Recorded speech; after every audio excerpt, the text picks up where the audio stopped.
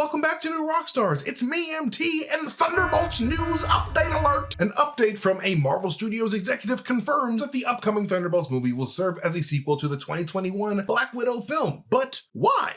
Why is a Thunderbolts project suited as a sequel to that film specifically? And what are the loose threads left behind in Black Widow that makes the upcoming Thunderbolts project a fitting continuation of that narrative? Let's look at those clues together, Speculation Nation. But like always, my beautiful nerd babies, head on over to nerdriot.shop, the new home of New Rockstars merch, where you can get one of our newest Ant-Man and the Wasp Quantumania shirts. I love these shirts times a million so much. So get one for yourself over at nerdriot.shop today. All right, so Marvel Studios art director Andy Park recently revealed via Zuckerberg's Instagram.com that the upcoming Thunderbolts film will be a sequel to Black Widow starring Scarlett Johansson and Nirvana a little bit.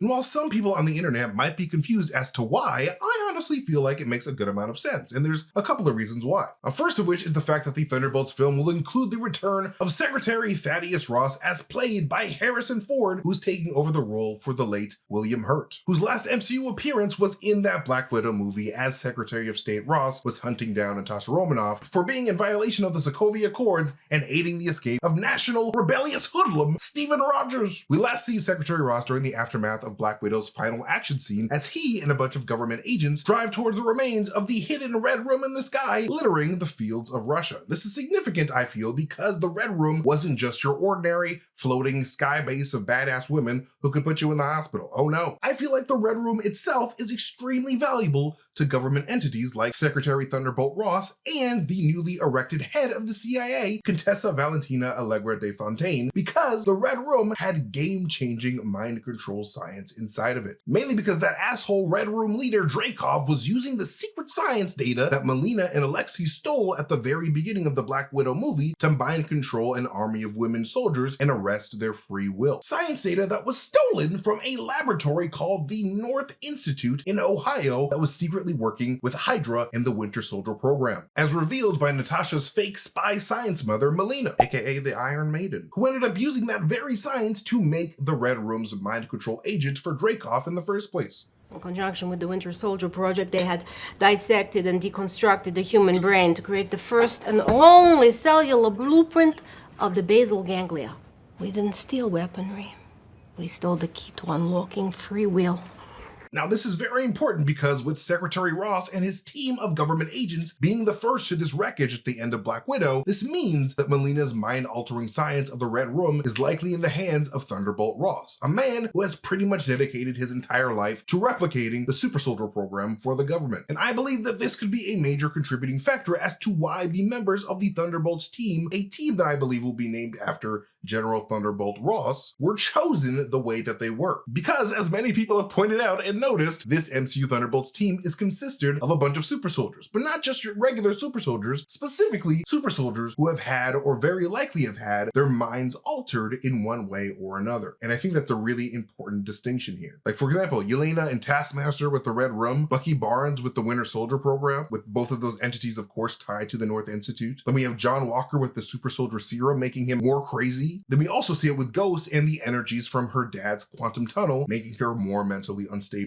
over time. And also the Red Guardian very likely had his mind altered by the Red Room as well, with his entire time as the Red Guardian being a fake memory planted in his brain by the Soviet Union using Melina's science. Now, this is just a wild theory of mine, but I believe that this would explain why the Red Guardian swears that he has battled Captain America before Steve Rogers was even thought out, and why Melina had a mind-controlled pig named Alexei in the first place, because she's mind-controlled an Alexei before. Come in.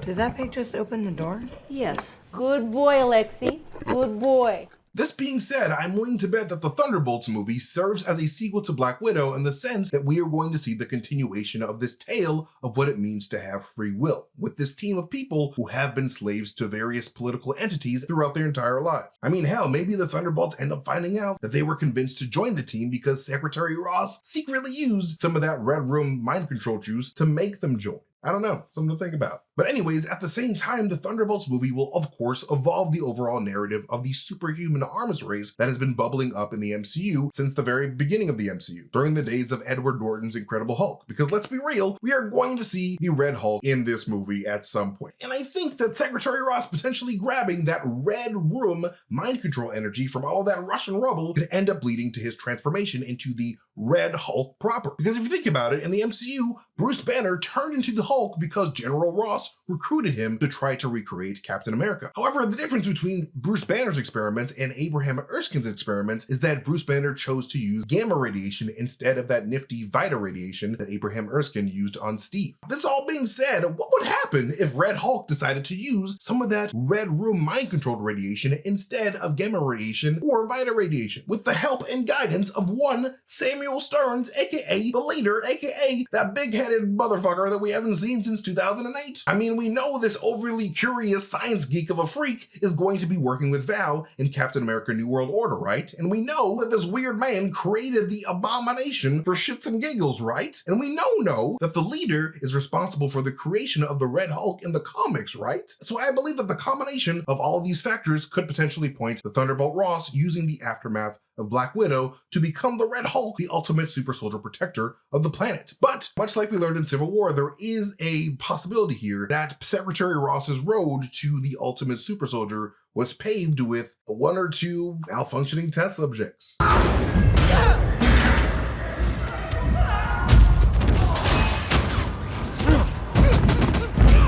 Which may lead to the Thunderbolts team needing to be assembled to take down some of the leader's failed super soldiers gone rogue. You know, the very thing that Captain America, Bucky, and Iron Man feared in Civil War. But also something Zemo feared very much as well, which I could see this new superhuman's arms race forcing Zemo back into the murder fold, as well as he ain't really about that super soldier life at all. He hates superpowered people. He does not like humans having the powers of gods. Yet another affection of gods amongst real people.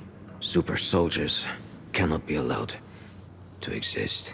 So I could definitely see Zemo being recruited to the Thunderbolts, at least by the very end of the movie. You can follow me at MasterTainment on Twitter if you guys want to see me tweet some weird shit. But more importantly, you can follow the Rockstars wherever we are on the social media. But yes, thank you guys again for watching this video. I love you guys so much, and I'll see you guys next time. Goodbye.